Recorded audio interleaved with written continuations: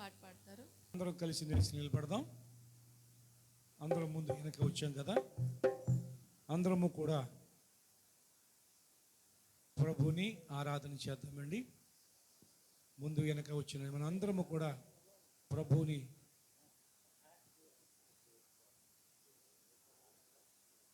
ఒకసారి అందరూ కలిసి దేవస్థానం చెప్తాం. హల్లెలూయా, హల్లెలూయా, హల్లెలూయా.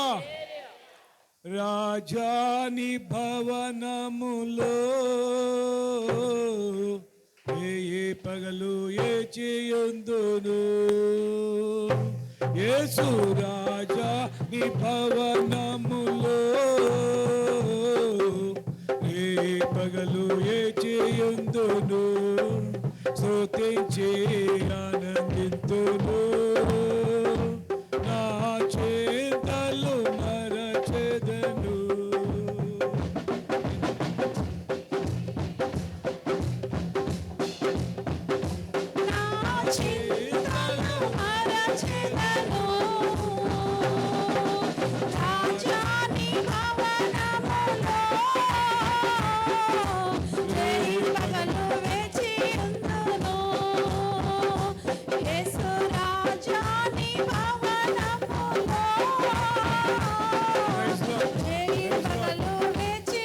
Maria.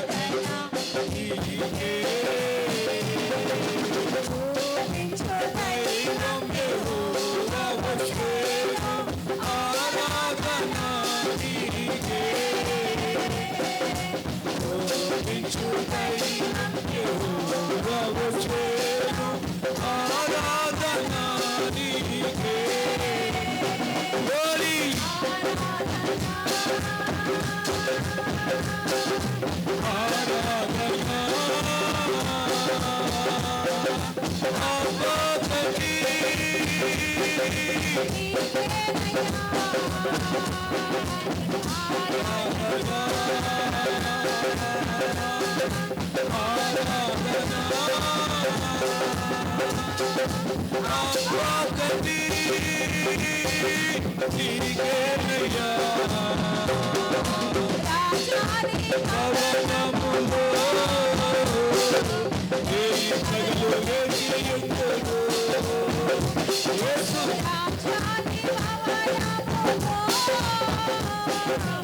ఏయి పగలు లేచియుందును లేచియుందును ఏయి పగలు లేచియుందును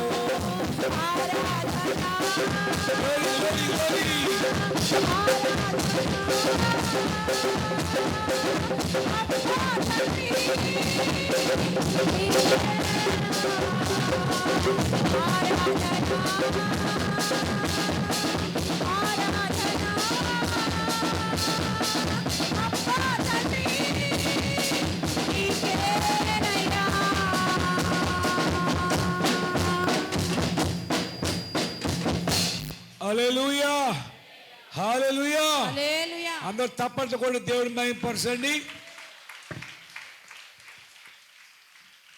అలాగే ఉండండి, ఎవరు కూర్చోవద్దు.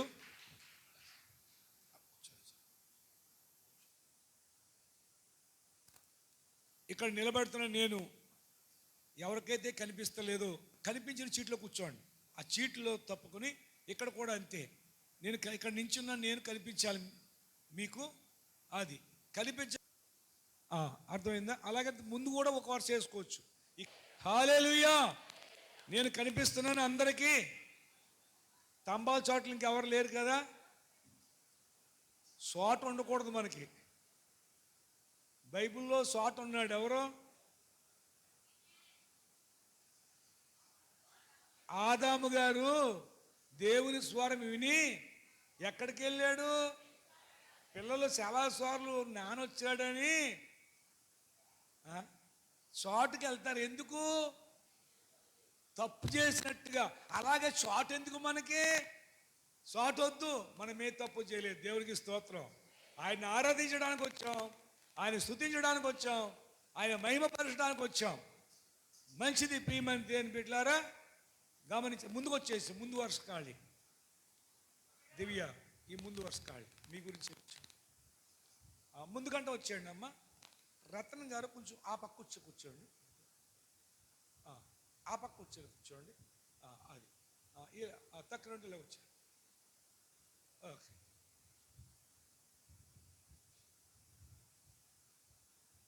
అక్కడ అది కాదు. ఓకే కూర్చోండి. ప్రైజ్ లార్డ్ అంతేనా? ప్రైజ్ లార్డ్ అంతేనా? హల్లెలూయా హల్లెలూయా. అందరం కూడా మరి ముందు కనుక వచ్చాం కనుక అందరూ కలిసి ఒక్కసారి స్తోత్రం చెప్తాం.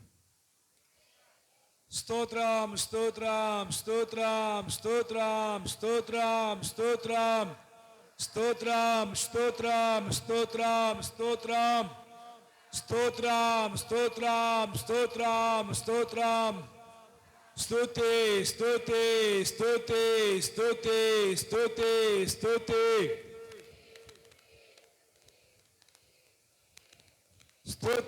స్తుతి స్తుతి స్తుతి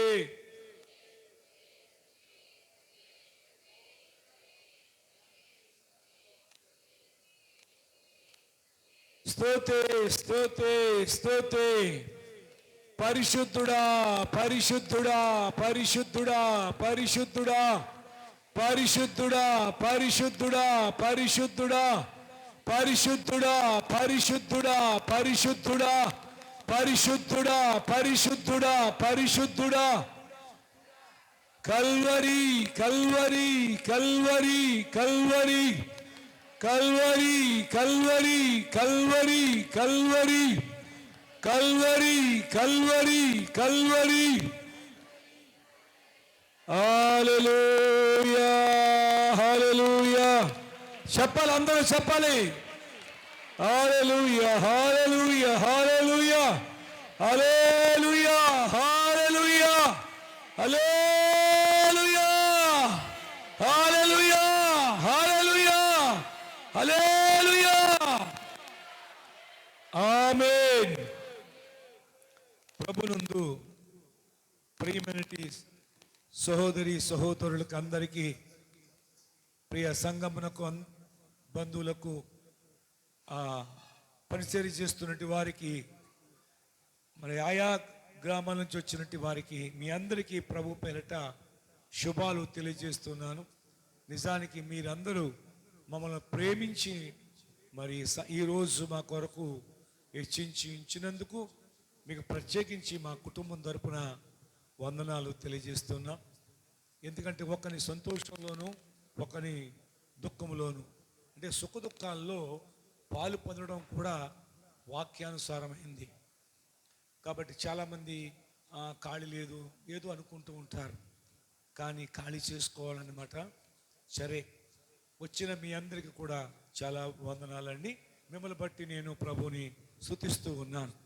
ప్రియమైనటి వారులారా, మరి యొక్క సమయంలో మరి దేవుని యొక్క మహాకృపను బట్టి ఈ 2024 సంవత్సరం అంతా దేవుడు మమ్మల్ని ఎంతో కాసి కాపాడాడు. ఎన్నో కీడుల నుండి ఆయన మమ్మలను తప్పించాడు. ఎన్నో అవంతరాల నుండి కాపాడుతూ వచ్చాడు. 2024 కాకుండా గడిచినట్టు మరి ఆ సంవత్సరాలన్నీ కూడా ఆయన మమ్మల్ని జ్ఞాపకం చేసుకున్నాడు. మా కుటుంబాలను జ్ఞాపకం చేసుకున్నాడు. మా బిడ్డలను జ్ఞాపకం చేసుకున్నాడు. మా కొరకు మీరందరూ కూడా ఎంతో భారభరితంగా ప్రార్థన చేసి మీరు కూడా జ్ఞాపకం చేసుకున్నారు. మమ్మలను, మా కుటుంబాన్ని, మా బిడ్డలను, పరిచర్యను కూడా మీరందరూ కూడా మీ సొంత ప్రార్థనలో జ్ఞాపకం చేసుకుని ఎంతగానో మమ్మలను ఎత్తి పట్టుకున్నారు. అందును బట్టి కూడా దేవుని యొక్క మరి కృపలో మేము ఇలా ఉన్నాము అంటే ఇది మీ అందరి ప్రార్థన, దేవుని దయ. ప్రైజ్ లార్డ్, హల్లెలూయా. అయితే ఈరోజు ఎక్కువ మంది మాట్లాడవలసినట్టు వారమై ఉన్నాం. కాబట్టి ఇప్పుడు మనము దేవుని యొక్క సన్నిధిలో మా బిడ్డలు కూడా ఒక్కొక్కరు కొద్ది నిమిషాలు వారు కూడా సాక్ష్యం ద్వారా పంచుకుంటారు. మరి మా పట్ల దేవుడు ఎంతగా కృప చూపించాడు. మరి ముఖ్యంగా మా పాస్టర్ అమ్మగారు మరి విషయంలో చాలా అద్భుతం. ఆల్రెడీ ఎన్నోసార్లు మీకు చెప్పాం. చాలా అద్భుతమైన రీతిలో ప్రభు ఆయన ఆత్మచేత మమ్మల్ని నడిపిస్తూ, ఏ విధంగా ఆయన తీసుకువెళ్ళాలో, ఏ విధంగా నడిపించాలో ఆ విధంగా ఆయన సహాయం చేస్తూ నడిపిస్తూ ఈ రీతిగా మరి సురక్షితంగా ఉండటానికి ఏమండి ఆయన దయాదాక్షణ్యాలు మా పట్ల అనుగ్రహించి ఆయన కృపలో మమ్మల్ని జ్ఞాపకం చేసుకుని మరి ఈ విధంగా పాస్టర్ గారి విషయంలో, కాలు విషయంలో కూడా ఎంతో కృప చూపించారు. ఆవిడే చెప్తారు. కాబట్టి మంచిది. మరి ఈ సమయంలో చిన్నవాళ్ళ కానించి ప్రారంభిద్దాం. రమ్య వచ్చి కొన్ని విషయాలు సాక్ష్యాన్ని చెప్పవలసిందిగా మొదలుగా రమ్యను ఆహ్వానిస్తున్నాను. అమ్మ, అలా వచ్చినట్టు వారు ఇక్కడ కుర్చీలు ఖాళీ అమ్మ. లేడీస్కి ఇక్కడ ఎదరకు వచ్చేయచ్చు. హల్లెలూయా, హల్లెలూయా, హల్లెలూయా. దేవుని స్తోత్రం అండి. కూడి వచ్చిన మీ అందరికీ నా వందనాలు. మరి నిజమే మా నాన్నగారు చెప్పినట్టుగా మరి ఇన్ని సంవత్సరాలుగా మా కుటుంబంలో దేవుడు ఎన్నెన్నో కార్యాలు, ఎన్నెన్నో మేలులు చేస్తూ వచ్చాడు. కొన్ని కార్యాలు అయితే మేము ఊహించని కార్యాలు, ఈవెన్ మా డ్రీమ్స్లో కూడా, మేము కళలు కూడా కనలేదేమో అటువంటి గొప్ప గొప్ప కార్యాలు ఆయన మా జీవితంలో చేస్తూ వచ్చాడు. మరి ముఖ్యంగా మరి ఈ సంవత్సరంలో మరి నిజంగా మా అమ్మగారి విషయంలో మరి కాల్ ఆపరేషన్, నిజంగా 19 సంవత్సరాల నుంచి మరి ఆమె ఎంతో కాలు విషయంలో ఎంతో బాధపడుతూ ఉంటుంది. మరి కొన్నిసార్లు విపరీతంగా వచ్చేస్తుంది అనమాట నొప్పి. సడన్గా ఎక్కువసేపు నుంచున్నా, ఎక్కువసేపు కూర్చున్నా, ఏదో ఒక టైంలో సడన్గా వచ్చేసి ఇంకా వెంటనే సైలెంట్గా గదిలోకి వెళ్ళిపోయి పడుకుని పోయేది. ఏం చెప్పేది కాదు, కాళ్ళు నొప్పి వచ్చేస్తున్నాయని. అప్పుడు డౌట్ వచ్చి నేను కానీ అక్క కానీ వెళ్ళి, ఏంటమ్మా పడుకున్నావు, ఏమైంది, కాలు నొప్పిగా ఉన్నా అంటే కొంచెం కాలు నొప్పిగా ఉంది అని. కొన్నిసార్లు అయితే అమ్మలో అమ్మే ఇంకా దేవా దేవా అంటూ ఏడ్చేసేవాళ్ళు. అంత నొప్పి వచ్చేది. మేము ఎంత అర్థం చేసుకున్నా కొంతవరకు మేము అర్థం చేసుకోగలం. ఎందుకంటే ఆ పెయిన్ గుండా మేము వెళ్ళలేదు. అంటే ఆవిడ వెళ్తున్న బాధ గుండా మేము వెళ్ళలేదు కాబట్టి ఏదో ఆవిడ కన్నీరు చూసో లేకపోతే ఆవిడ బాధ చూసో కొంతవరకు మేము అర్థం చేసుకోగలం. అయితే ఈ సృష్టికర్త అయిన దేవుడు ఆమె హృదయాన్ని అర్థం చేసుకున్నాడు. మరి నిజంగా దేవుడు ఎప్పుడు ఎప్పుడు ఎప్పుడు అంటూ మా అమ్మగారు ప్రార్థన చేస్తూ ఉండేవాళ్ళు. మా నాన్నగారు మా అక్క జాబ్ చేసే టైంలో మా అక్క ఇన్సూరెన్స్ కట్టడం వల్ల అమ్మ నాన్నకి సో వాళ్ళకి వాళ్ళ నిమిత్తమే అమ్మని చేయించుకోమని అన్నప్పుడు అమ్మ ఆ, ఇష్టపడేవాళ్ళు కాదు, అంటే ఓకే చెప్పేవాళ్ళు కాదు, చూద్దాము అన్నట్టుగా అనేవాళ్ళు. అలా అలా అలా ఎన్నోసార్లు రీసెంట్గా కూడా ఆ, 2 సంవత్సరాల క్రితము అనుకుంటా. అయితే మేము మా అమ్మగారితో చెప్పాము ఆపరేషన్ చేయించేసుకో అమ్మా అంటే, నీకు నీకు పాపో బాబో పుట్టనివ్వి తర్వాత చేయించుకుంటాను అనేవాళ్ళు. అంటే నా డెలివరీ కోసం, ఎందుకంటే అప్పుడు పరిచర్య ఉంటుంది కదా, సో అది అయ్యాక చేసుకుందాం, అయ్యాక చూద్దాంలే అనుకుంటూనే సరే దేవుని చిత్తం ఎప్పుడో అప్పుడు చేయించుకుంటాను అన్నట్టుగా అంటూ ముందుకు వెళ్ళిపోతూ ఉండేవాళ్ళు. నాకు డెలివరీ అయిపోయింది.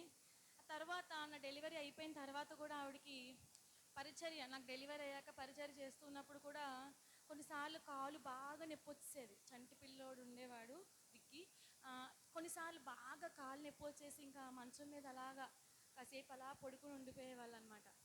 సో మేము ఆ బాధ చూసి చేయించేసుకో అమ్మ, ఆపరేషన్ ఎందుకు అలా నెగ్లెక్ట్ చేస్తాం, నిర్లక్ష్యం చేస్తున్నావు ఎందుకు, చేయించేసుకో అంటే మా అమ్మగారు ఎప్పుడు ఒకటే అనేవాళ్ళు ఏంటంటే, దేవుని చిత్తం.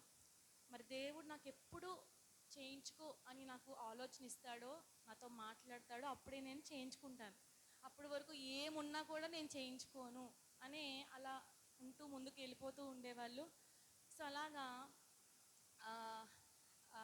కొన్ని రోజులు గడిచిపోయాయి. అయితే మా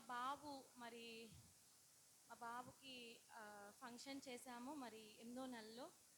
మరి రైస్ ఫీడింగ్ సెరమనీ లాగా చిన్నగా పాస్టర్ గారి దగ్గర దేవుని సన్నిధికి తీసుకువెళ్ళి అక్కడ మేము దేవుని మహిమార్థంగా కార్యక్రమం జరిపించుకోవడానికి హైదరాబాద్లో మరి మేము జరిపించుకున్నప్పుడు మా అమ్మగారిని ఇన్వైట్ చేసాము.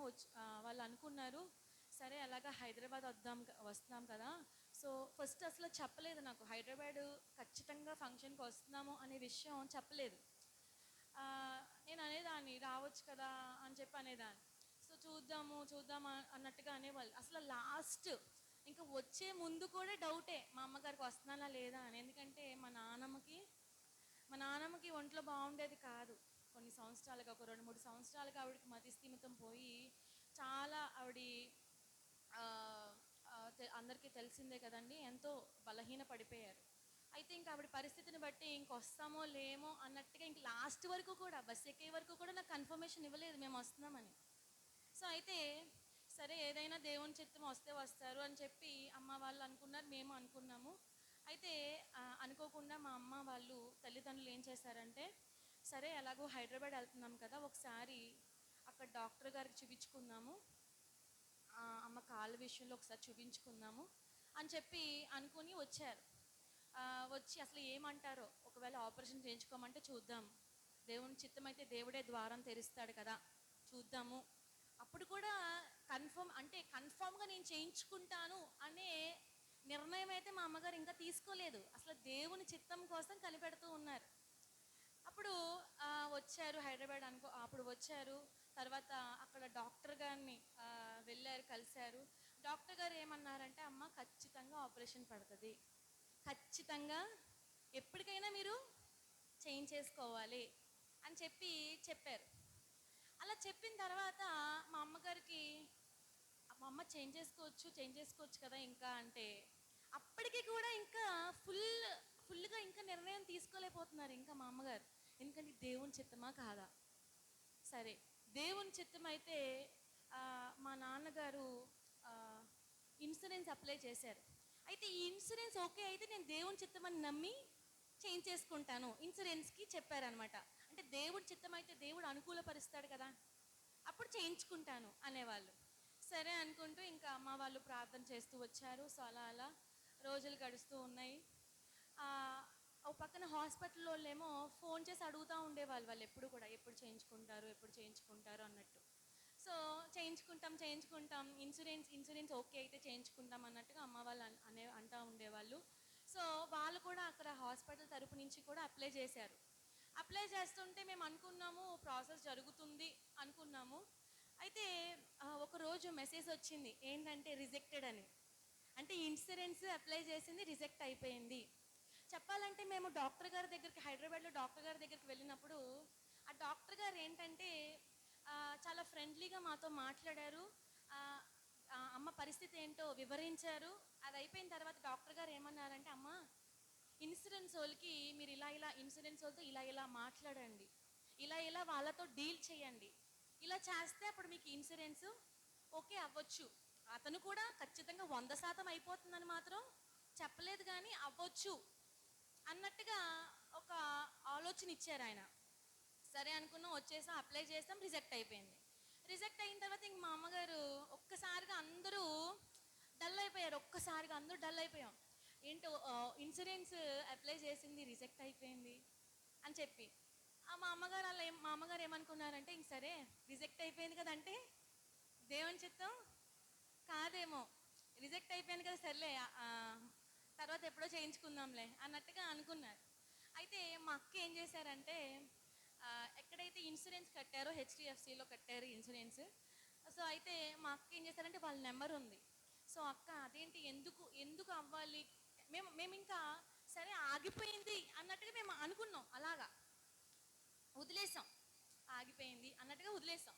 అయితే మా అక్క ఏం చేశారంటే, అసలు ఎందుకు అవ్వాలి, ఎందుకు రిజెక్ట్ చేశాడు అని చెప్పి మా అక్క ఏం చేశారంటే అతని నెంబర్కి కాల్ చేసి అతనితో మాట్లాడడం, ఒక పక్కన అతను ఎవరితో అయితే మళ్ళీ మాట్లాడమండమో అతనితో మాట్లాడడం, ఇలా చెప్పాలంటే చాలా పోరాటమే అన్నమాట ఒక రకంగా చెప్పాలంటే వాళ్ళతో. సో ఆ తర్వాత అలా అంత కష్టపడి అంతా చేసిన తర్వాత మళ్ళీ క్యాన్సిల్ అయిపోయింది. అయితే మా దానికి మెయిల్కి మెసేజ్ వచ్చింది క్యాన్సిల్డ్ అని. అయితే దాంట్లో ఏమని ఉందంటే, రీజన్ ఏమని ఉందంటే, ఒక డాక్యుమెంట్స్ మీరు సబ్మిట్ చేయలేదు అందుకే క్యాన్సిల్ అయింది అని ఉంది దాంట్లో. సో అలా ఉన్నప్పుడు మళ్ళీ ఏం చేశారంటే అక్క మళ్ళీ ఎందుకు అసలు ఇలా అవ్వాలి అని చెప్పి మళ్ళీ అడిగినప్పుడు వాళ్ళు ఏదో సెల్ఫ్ డిక్లరేషన్ ఫామ్ పంపించమంటాం, అది పంపించడం, మళ్ళీ అలా పోరాడుతూ ఉండడం హాస్పిటల్లో. అంతేకాకుండా మరి మేము ఆ డాక్టర్ గారి దగ్గరికి వెళ్ళడానికి కూడా దేవుడు ఎంత కృప చూపించాడంటే, చెప్పాలంటే అసలు ఆ డాక్టర్ గారు ఎవరో మాకు తెలీదు. మా అమ్మగారు ఎప్పుడు ఏమనేవాళ్ళంటే, నేను గురువారెడ్డి దగ్గరే చేయించుకుంటాను. ఎందుకంటే మా అమ్మగారి దృష్టిలో గురువారెడ్డి గారు అంటే అతను చాలా మంచి డాక్టరు అని ఫిక్స్ అయిపోయారు మైండ్లో, చాలా మంచి డాక్టర్ ఆయన అని. అయితే అలా గురువారెడ్డి దగ్గర చేయించుకుంటాను అన్నట్టుగా అంటూ ఉండేవాళ్ళు. అయితే ఒకసారి ఏమైందంటే, దీనికి ముందు అంటే హైదరాబాద్ ఇదంతా రాకముందు అసలు ఈ డాక్టర్ గారు మాకు ఎలా పరిచయం అయ్యారు హైదరాబాద్లో, అనిల్ కుమార్ రెడ్డి గారు. మేము ఈయన దగ్గరికి ఎలా వెళ్ళామంటే, సో అనుకోకుండా దేవుడు మా బావగారు మా అక్క వాళ్ళని ఆశీర్వదించడం, ఆ ఆశీర్వాదం ద్వారా వేరే డాక్టర్ గారు పరిచయం అవడం, ఆ డాక్టర్ గారి ద్వారా ఆ డాక్టర్ గారు ఇక్కడికి వచ్చారు. మా ఇంటికి వచ్చినప్పుడు ఆయన వెళ్తూ అంటే ఒక మాట చెప్పారంట, ఎప్పుడైనా ఏదైనా అవసరమైతే నాకు చెప్పండి, నేను చేసి పెడతాను, అవసరమైతే నా హాస్పిటల్లో ఒక రూమ్ కూడా మీకు ఇస్తాను అని చెప్పేసి వెళ్ళిపోయారు. డాడీ కూడా మర్చిపోయారు ఆ విషయం, ఆ డాక్టర్ గారు అలా అన్నట్టే మర్చిపోయారు. అమ్మకి మళ్ళీ గుర్తొచ్చింది, ఇలాగా ఒక ఇలా వచ్చారు కదండి డాక్టర్ గారు మన ఇంటికి, ఇలా అన్నారు కదా అంటే, అవును కదా, అయితే డాక్టర్ గారికి ఫోన్ చేద్దామని డాక్టర్ గారికి ఫోన్ చేసినప్పుడు, ఇందుకు ఆయన క్లాస్మేట్ అనమాట, హైదరాబాద్లో మేము కలిసిన డాక్టర్ అనిల్ కుమార్ రెడ్డి గారు. సో అయితే మమ్మల్ని చాలా బాగా ట్రీట్ చేశారు. అయితే మేము ఇంకా అమ్మ వాళ్ళు హాస్పిటల్కి వెళ్ళి రావడం, ఇలా క్యాన్సిల్ అయిపోవడం, ఇంకంత హోప్స్ వదిలేసుకోవడం, ఇంక దేవుని చిత్తం కాదేమో అన్నట్టుగా అనుకోవడం. తర్వాత అక్క లేదు అసలు ఎందుకు ఇలా అవ్వాలి, ఎందుకు క్యాన్సిల్ అవ్వాలి, ఎందుకు డాక్యుమెంట్స్ సబ్మిట్ చేయలేదంటున్నారు ఏంటి, అసలు సబ్మిట్ చేశాం కదా, ఇంకేం సబ్మిట్ చేయాలి అని చెప్పి వాళ్ళతో పోరాడడం. సో ఆ తర్వాత అక్క మమ్మల్ని ప్రోత్సహించడం, సో మీరు కూడా మాట్లాడండి, హాస్పిటల్తో మాట్లాడండి, నెంబర్ ఇచ్చారు కదా వాళ్ళు మాట్లాడండి అని చెప్పి మమ్మల్ని ప్రోత్సహించడం. సో అలా ఇంకా ఇంకా దేవుడు నిజంగా ఎన్ని మలుపులు తిప్పాడంటే మనం జస్ట్ వింటాం, ఆ దేవుడు అంట పలానా కార్యం చేస్తాడంట అని వింటాం. కానీ నిజంగా మా అమ్మగారి జీవితంలో దేవుని చిత్తం మీద ఆధారపడడం వల్ల ఈచ్ అండ్ ఎవ్రీ స్టెప్, అంటే ఆవిడ వేసే ప్రతి అడుగులో కూడా నేను ఉన్నాను. నేను ఎవరో ఒకరిని వ్యక్తుల ఎంతో మందిని వాడుకుని దేవుడు నేనున్నా ఈచ్ అండ్ ఎవ్రీ స్టెప్లో కూడా, ప్రతి అడుగులో కూడా నేనున్నాను భయపడకు అలా అలా ప్రోత్సహిస్తూ వచ్చాడు. చివరికి క్యాన్సిల్ అయిన ఇన్సూరెన్స్ ఏమైందంటే ఓకే అయింది. అది నిజంగా ఎవరికో కానీ అవ్వదు. ఇది ఎవరు చేసిన కార్యం అండి? దేవుని చేసిన కార్యం నిజంగా. సో మేము చాలా ఆశ్చర్యపోయాం నిజంగా. ఎందుకంటే ఎంత పోరాడినా కూడా మనుషులుగా మనం ఎంత చేయగలం, కొంతవరకు చేయగలం కదా, వాళ్ళు ఎవరో మనకు తెలీదు. పైగా ఆ డాక్టర్ గారి ద్వారా అక్కడున్న సూపర్వైజర్, అంటే ఇక్కడ మా ఇంటికి వచ్చిన డాక్టర్ గారి ద్వారా మేము ఏ హాస్పిటల్కి అయితే వెళ్ళామో హైదరాబాద్లో, అక్కడున్న సూపర్వైజర్ కూడా పరిచయం అయ్యారు. మా అక్క ఆ సూపర్వైజర్ గారితో మాట్లాడడం, ఆయన ఏయో డాక్యుమెంట్స్ పంపించమండం. సో అలా అలా అలా అలా ఇంతకీ ఆయన దేవుణ్ణి నమ్ముకోవడం. ఎవరు? ఆ సూపర్వైజర్. అంటే మొత్తం హాస్పిటల్, టీఎక్స్ హాస్పిటల్ అంటే అసలు మల్టీ స్పెషాలిటీ హాస్పిటల్. మేము ఎప్పుడు కూడా అంత పెద్ద హాస్పిటల్లో అమ్మకు ఆపరేషన్ అవుతుందని అస్సలు మేము అనుకోలేదు. అమ్మ వాళ్ళు కూడా ఏదో చేయించుకుందాం అన్నట్టుగా అనుకున్నారు తప్ప ద మల్టీ స్పెషాలిటీ హాస్పిటల్ అన్నట్టుగా మేము ఎప్పుడు ఊహించలేదు. కానీ దేవుడు, ఇదిగో నువ్వు నా చిత్తం మీద ఆధారపడ్డావు కదా, నీకు ఇక్కడ కాదు, నీకోసం నేను గొప్ప హాస్పిటల్ సిద్ధపరిచాను, ఒక గొప్ప డాక్టర్ని సిద్ధపరిచాను అని ముందుగానే ప్లాన్ చేశాడు దేవుడు, ప్రణాళిక వేశాడు. ఆ విధంగానే ఒక్కొక్క స్టెప్ నడిపిస్తూ వచ్చాడు. చివరికి ఓకే అయిపోయింది. ఇంకా ఇన్సూరెన్స్ ఓకే అయిందని చెప్పి మెసేజ్ వచ్చింది, ఇన్సూరెన్స్ ఓకే అయింది అని. ఇంకా అప్పటికప్పుడు ఆ హాస్పిటల్లో ఏమన్నారంటే, ఇదిగో మీరు రేపు వచ్చేస్తారా, మేము సిద్ధపరిచేస్తాం ఆపరేషన్కి. మా అమ్మగారు ఏమో క్యాన్సిల్ అయిపోయింది, సరే దేవుని చిత్తం కాదేమో అనుకున్నారు. ఓకే అయిపోయింది, సరే దేవుని చిత్తం అనుకున్నారు. కానీ ఇది రేపే వచ్చేయాలి. అమ్మో రేపేనా అన్నట్టు, అంటే ఎందుకంటే ఆ రోజు సాయంత్రం ఎక్కేయాలి రేపు చేయించుకోవాలంటే. ఏ రోజైతే ఓకే, ఆ రోజు 6 o'clockకి మాకు ఓకే అయింది. వెయిట్ చేస్తూ ఉన్నాం, ఏమొస్తుందో మెసేజ్, ఏమొస్తుందో అని వెయిట్ చేస్తూ ఉన్నాం. ఆశ్చర్య రీతిగా ఓకే వచ్చింది. సో ఇంకా నెక్స్ట్ డే ఆపరేషన్ అయితే ముందు నైట్ బయలుదేరిపోవాలి ఇక్కడ నుంచి, మేము అమ్మ వాళ్ళు బయలుదేరిపోవాలి ఇక్కడ నుంచి. సో అమ్మ వాళ్ళేమో అయ్యో ఈ నైట్ కష్టం కదని చెప్పి రేపు బయలుదేరేలా పెట్టుకుని ఎల్లుండి చేయించుకునేలాగా ఆ విధంగా వాళ్ళు మాట్లాడినప్పుడు ఓకే అన్నారు. సో ఆ విధంగా హైదరాబాద్లో వచ్చి మరి అక్కడ ఆపరేషన్ చేయించుకోవడం, ఇదంతా ఆపరేషన్ చేయించుకునే వరకు ఒక ఎత్తు అయితే, అంటే ఆపరేషన్ చేయించుకునే వరకు దేవుడు ఇన్ని మలుపులు తిప్పుతూ ఇదిగో నేనున్నాను అంటూ ఆపరేషన్ వరకు నడిపిస్తే, ఆపరేషన్ తర్వాత ఇంకెన్నో ఆశ్చర్య రీతుల్లో కార్యాలు చేస్తూ వచ్చాడండి. ఒక్కొక్క అడుగు. ఎందుకంటే నేను ఎందుకు ఇలా చెప్తున్నానంటే, కళ్ళతో చూశాను. అసలు నిజంగా ఒక మాట ఉంటుంది కదా, ఆయన చేసే కార్యాలంట కంటికి కనబడవు, చెవికి వినబడవు, హృదయానికి గోచరం కావాలి, అంటే అది నెరవేర్పు అదేనేమో అన్నట్టుగా అమ్మకు ఆపరేషన్ అయిపోయింది. డాక్టర్ గారు, మేము బయట వెయిట్ చేస్తున్నాం, హాస్పిటల్ రూమ్ బయట నేను డాడీ వెయిట్ చేస్తున్నాం. అమ్మేమో లోపల తీసుకువెళ్ళేది, ఎంతసేపు అయినా రావట్లేదు బయటికి. ఆపరేషన్ థియేటర్లో నుంచి మళ్ళీ అబ్జర్వేషన్ రూమ్లో పెడతారంట. సో మేము వెయిట్ చేస్తున్నాం. అయితే మమ్మల్ని డాక్టర్ గారు బయటకు వచ్చేసి మమ్మల్ని చూసి అంతా ఓకే అన్నారు. అంతా ఓకే, బాగానే ఆపరేషన్ అంతా బాగా జరిగింది అని చెప్పి అన్నారు. ఓకే అనుకున్నాం. మళ్ళీ మేము ఇంకా వెయిట్ చేస్తున్నాం, అలాగే అమ్మని చూడాలని చెప్పి వెయిట్ చేస్తున్నాం. వెయిట్ చేస్తూ ఉన్నప్పుడు మళ్ళీ డాక్టర్ గారు వచ్చి, ఏంటి ఇంకా మిమ్మల్ని పంపించలేదా లోపలికి అని చెప్పి అని మళ్ళీ అక్కడున్న ఆవిడతో మాట్లాడి, ఎందుకంటే ఆ టైంలో డాక్టర్ గారు కూడా చాలా బిజీగా ఉంటారు, ఎందుకంటే ఆపరేషన్స్ చేసే టైం అది. కానీ నిజంగా మమ్మల్ని పట్టించుకుంటూ మా దగ్గర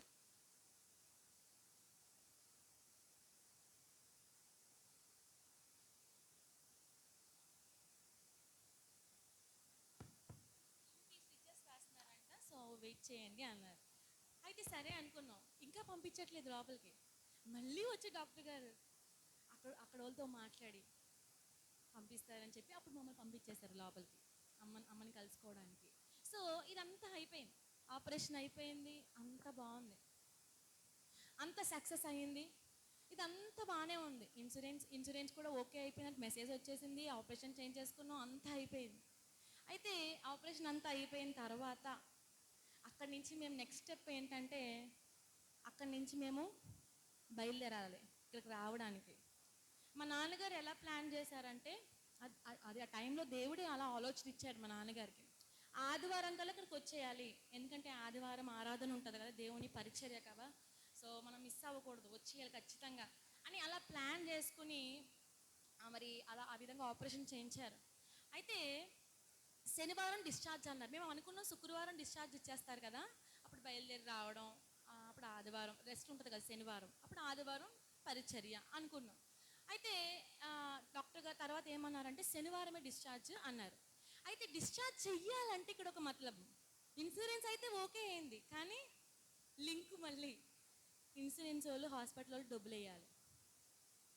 ఇన్సూరెన్స్ ఓకే అని మెసేజ్ వచ్చింది, కానీ హాస్పిటల్ వాళ్ళకి డబ్బులు వేసే వరకు వాళ్ళు మమ్మల్ని పంపించరు.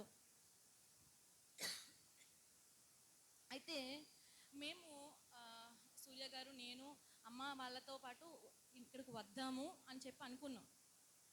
అయితే అనుకుని మేము ఏం చేసామంటే మొత్తం లగేజ్ అంతా ప్యాక్ చేసేసి శనివారమే అదే రోజు వచ్చేసాం అమ్మ వాళ్ళ దగ్గరికి. అలాగే ఈరోజు ఎలాగో ఇన్సూరెన్స్ ఓకే అయిపోయింది, ఈరోజు మమ్మల్ని పంపించేస్తారు అనుకుని మేము అంతా మొత్తం సర్దేసుకుని ఇక్కడికి వచ్చేసాం, బాబుని తీసుకుని వచ్చేసాం. వచ్చేసిన తర్వాత మళ్ళీ ఒక టెన్షన్ మొదలైంది, ఏంటంటే డబ్బులు ఇంకా పడలేదు, ఇన్సూరెన్స్ వాళ్ళు హాస్పిటల్కి ఇంకా డబ్బులు వేయలేదు.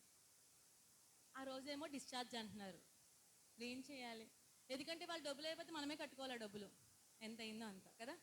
అయితే అలా అలా వచ్చిన తర్వాత సరే ప్రాసెస్, మా డాడీ అలాగే సూర్య గారు వెళ్ళి పైన మాట్లాడారు, ఇన్సూరెన్స్ వాళ్ళతో మాట్లాడినప్పుడు ఇదిగో అయిపోతుంది, ప్రాసెస్ అవుతుంది అంటున్నారు, కానీ ఎన్ని గంటలైనా ప్రాసెస్ అవ్వట్లేదు. అక్కడి నుంచి మేము క్యాబ్ బుక్ చేసుకుని రావాలి ఇక్కడికి, ఎందుకంటే మా అమ్మగారికి ఆపరేషన్ మూల ఏ బస్సు కానీ లేకపోతే కారు అంటే పెద్ద కారు కూడా కష్టమే ఎక్కడం, కొంచెం వీలుగా ఉండే కారు కొంచెం ఆవిడకి ఫ్రీగా ఉంటుంది. సో అయితే కార్ బుక్ చేసే టైం దగ్గర పడుతుంది మాకు. సో మధ్యాహ్నం ఈయన అన్నారు, సూర్య గారు అడిగారు, ఇదిగో నేను బుక్ చేసేనా అని అడిగారు. అప్పుడు డాడీని అడిగినప్పుడు డాడీ అన్న బుక్ చేసేయండి అన్నారు. బుక్ చేసేయండి అంటే బుక్ చేసేసారు. బుక్ చేసేసారు, టైం అయిపోతుంది, ఎందుకంటే అక్కడ కొంత టైం పెడతాడంట, ఆ బుకింగ్ దగ్గర కొంత టైం పెడతాడంట. సో ఆ టైంలో మనం మనీ ఇచ్చేయాలి, మనీ పే చేసేయాలి, మనీ రిటర్న్ ఇస్తాడు. ఆ టైంలో కనుక మనము కొంత టైం పెడతాడు, ఆ టైంలో కనుక మనం క్యాన్సిల్ చేస్తే మనీ రిటర్న్ అయిపోద్ది.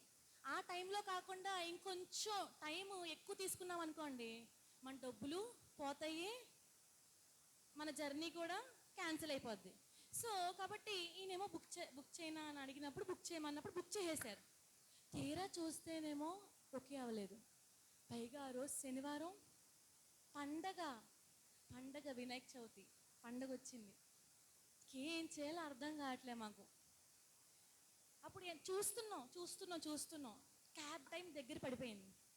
అప్పుడు ఈయన ఏం చేశారంటే నన్ను అడిగినప్పుడు నేను క్యాన్సిల్ చేసేయండి, అవ్వలేదు కదా అంటే క్యాన్సిల్ చేసేసారు. మళ్ళీ సెర్చ్ చేస్తున్నారు ఇంకో క్యాబ్కి, ఈసారైనా అవుతుంది, ఒక హోప్ అవుతుందేమో, ఇంకో క్యాబ్ సెర్చ్ చేస్తున్నారు. అప్పుడు ఇంకో క్యాబ్ బుక్ చేసామన్నప్పుడు బుక్ చేసేసారు. అది కూడా టైం అయిపోతుంది, టైం అయిపోవడానికి దగ్గర పడుతుంది. ఇంకా అప్పటికి కూడా ఇన్సూరెన్స్ ఓకే అవ్వలేదు. సరే ఇంకెందుకు క్యాన్సిల్ చేసేయండి అన్న, క్యాన్సిల్ చేసేసారు. ఇలా 2 సార్లు క్యాన్సిల్ చేస్తే ఎందుకు ఒకే క్యాబ్ అతను వచ్చాడు. అలాగే చెప్పాలంటే ఆన్లైన్లో అలాగా రాదు, అంటే ఒక్కతన్నే అంత మాట చూపించదు ఆన్లైన్లో. ఎంతోమంది డ్రైవర్స్ ఉంటారు కదా, ఎంతోమంది క్యాబ్లు ఉంటాయి కదా. అయితే ఇతనే 2 సార్లు వచ్చాడు, 2 సార్లు క్యాన్సిల్ చేసాం. అప్పుడు ఇతను ఏం చేశాడంటే ఆ యాప్లో నుంచి కాకుండా సపరేట్గా ఫోన్ చేశాడు. మన నెంబర్లు ఉంటాయి, లాగిన్ డీటెయిల్స్, ఫోన్ చేసి ఏంటండి బుక్ చేశారు 2 సార్లు క్యాన్సిల్ చేసేసారు ఏంటి మీరు అంటే, అప్పుడు ఈయన చెప్పుకొచ్చారు ఇలా అయ్యింది అని చెప్పి. ఓకే అండి అయితేని ఎంత టైం పడద్ది మీకు అన్నారు. ఎంత టైం పడద్ది అంటే ఇలా 5 కల్లా అయిపోద్ది అన్నట్టుగా మేము చెప్పాం. సరే అయితేని అని చెప్పి వచ్చేసాడు క్యాబ్. బుక్ చేసేసాం, క్యాబ్ వచ్చేసాడు, అక్కడ రన్నింగ్లో పెట్టాడు. ఇంకా అవ్వట్లేదు ఇన్సూరెన్స్, చీకటి పడిపోయేలా ఉంది, చీకటి పడిపోతుంది, ఇంకా అవ్వలేదు. అప్పుడు ఈయన చెప్పుకొచ్చారు, "ఆ, ఇది మేము ఇన్సూరెన్స్ అప్లై చేసామండి, అది ఓకే అయితే మేము వచ్చేస్తాము. సో మరి కొంత టైం పడుతుంది, మరి పర్లేదా మీకు, కొంత టైం పడేలా ఉందంటే." అతను ఏమన్నాడంటే, "పర్లేదండి, నేను వెయిట్ చేస్తాను." ఆ రోజు అసలైతే అతను రాకూడదు, ఎందుకంటే లీవ్ ఆ రోజు వినాయక చవితి, చాలామంది క్యాబ్ డ్రైవర్స్ లీవ్ తీసుకుంటారు కదా. సో అయితే సరే నేను వెయిట్ చేస్తానండి అన్నాడు. అయితే మమ్మల్ని రమ్మన్నాడు కిందకి, ఎందుకంటే ఇది నిజంగా రియల్ అకౌంటా ఫేక్ అకౌంటా తెలుసుకోవడానికి మమ్మల్ని కిందకి రమ్మన్నాడు. వెళ్ళాం కిందకి. వెళ్తే సరే అయితేని, సరే ఇంకా ఓకే అయితే ఇంకా మేము మాట్లాడాము, సరే అన్నాడు అతను కూడా. ఇంకా ఓకే అని చెప్పి ఇంకా పైకి వచ్చేస్తాం, ఎదురు చూస్తున్నాం. ఇంకా చీకటి పడిపోతుంది, ఇన్సూరెన్స్ ఇంకా ఓకే అవ్వలేదు. ఓ పక్కన ధైర్యం, మరో పక్కన టెన్షను. ఎందుకంటే ఆదివారం నాన్న ఆరాధన పరిచర్య కోసమే కదా ఆ రోజు. ఆపరేషన్ కూడా సెట్ అయ్యేలాగా అలా మంగళవారం అలా పెట్టుకుంటూ వచ్చాం. సో ఏంటి ఇది అని చెప్పి అలా ప్రార్థన చేస్తూ ఉన్నప్పుడు అప్పుడు ఏం జరిగిందంటే, ఆశ్చర్య రీతిగా మరి ఈయన సూర్య గారి ఫోన్ ఇలా ఇలా చూస్తూ ఉన్నారు. మెయిల్ ఐడి వచ్చింది, ఒక ఐడి వచ్చింది. అయితే మా అమ్మగారి పేరు ఉంది, అంత డీటెయిల్స్ అన్నీ బాగానే ఉన్నాయి. అయితే అక్కడ ఇంకొకటి యాప్ ఉంటుంది దీనికి సంబంధించి, ఇన్సూరెన్స్ సంబంధించి. ఆ యాప్లో ప్రాసెస్ ముందుకెళ్తున్నట్టు రావట్లేదు, అక్కడే ఆగిపోయినట్టు చూపిస్తుంది. ఈయనేమో అదేంటి ముందుకెళ్ళాలి కదా, ఎందుకంటే ఇంత ప్రాసెస్ అయ్యింది, ఎప్పుడో పొద్దున్న అప్లై చేసేసామన్నారు కదా డిశ్చార్జ్కి, ఇప్పటికి ప్రాసెస్ ఇంకా అక్కడే ఆగిపోయింది ఏంటి, ముందుకు వెళ్ళట్లేదు ఏంటి, ముందుకు వెళ్ళాలి కదా అని చెప్పి ఈయన ఏం చేస్తారంటే మెయిల్ ఐడి చూస్తూ, మెయిల్ ఐడి చూడడం, మళ్ళీ ఆ యాప్ ఓపెన్ చేసి చూడడం, మెయిల్ ఐడి చూడడం, ఆ యాప్ చూడడం.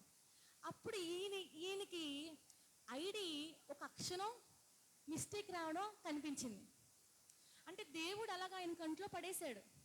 అంటే ఐడి మా అమ్మగారు తప్పు రావడం వల్ల అది ఆగిపోయింది, ప్రాసెస్, డిశ్చార్జ్ ప్రాసెస్ ఆగిపోయింది. అప్పుడు మళ్ళీ తర్వాత ఈయన వెళ్ళి మా నాన్నగారు ఈయన వెళ్ళి మాట్లాడడం, అప్పుడు ప్రాసెస్ మళ్ళీ అక్కడి నుంచి కంటిన్యూ చేయడం. అప్పుడు కాసేపటికి ఓకే అయిపోయింది. అప్పుడు మేము తిరిగి రావడానికి దేవుడు ఎంతో సహాయం చేశాడు. అలాగే ఆ జర్నీలో కూడా మరి డ్రైవర్ వల్ల కూడా మాకు ఎటువంటి ఇబ్బంది కలగలేదు, చాలా మంచి అతను వచ్చారు డ్రైవర్ కింద. సో మేము తిరిగి వచ్చే ప్రయాణంలో కూడా మా అమ్మగారికి కూడా చాలా సీట్ కంఫర్ట్ కానీ అన్ని విధాలుగా దేవుడు నిజంగా ఎవరెవరిని ఏ టైంలో వాడుకోవాలో అలా ఒక్కొక్కరిని ఒక్కొక్క టైంలో వాడుకుంటూ దేవుడు అలా నిజంగా ఆపరేషన్ అంతట్లో కూడా దేవుడు విజయం ఇచ్చాడు. నిజంగా దేవుని చిత్తం మీద ఆధారపడితే, దేవుని చిత్తం కొరకు ఎదురు చూస్తే ఇంత గొప్పగా దేవుడు పనిచేస్తాడని తెలుసు, కానీ ఇంత గొప్పగా ప్రతి అడుగులోనూ వేసే ప్రతి అడుగులోనూ ఇంత గొప్పగా పనిచేస్తాడా అనేటట్టుగా నిజంగా దేవుడు ఆయన నామానికి మహిమ తెచ్చుకున్నాడు. అందుని బట్టి దేవునికి మహిమలు కలుగును గాక. మరి ఇక్కడితో మరి సాక్ష్యం ముగిస్తున్నాను. నేను చాలా ఎక్కువసేపు చెప్పేశాను కదా, ఎందుకంటే కళ్ళతో చూశాను కదా, వివరించకుండా దేవుడు చేసిన కార్యాలు వివరించకుండా ఉండలేకపోతున్నాం. ఎందుకంటే మనం దేవుని చిత్తమే కదా అనుకుంటాం, కానీ నిజంగా దేవుని చిత్తంలో ఆధారపడితే కార్యం చేస్తాడని తెలుసు. కానీ ఇంత ఒక్కొక్క స్టెప్ పెద్ద వాళ్ళు కూడా మన కొరకు దిగొచ్చేసేలా దేవుడు చేస్తాడని నిజంగా కళ్ళతో చూసింది ఇలా వివరించకుండా ఉండలేక మరి ఇలా ఎక్కువ సమయం తీసుకోవడం జరిగింది, క్షమించండి. దేవుని నామానికి మహిమ కలుగును గాక.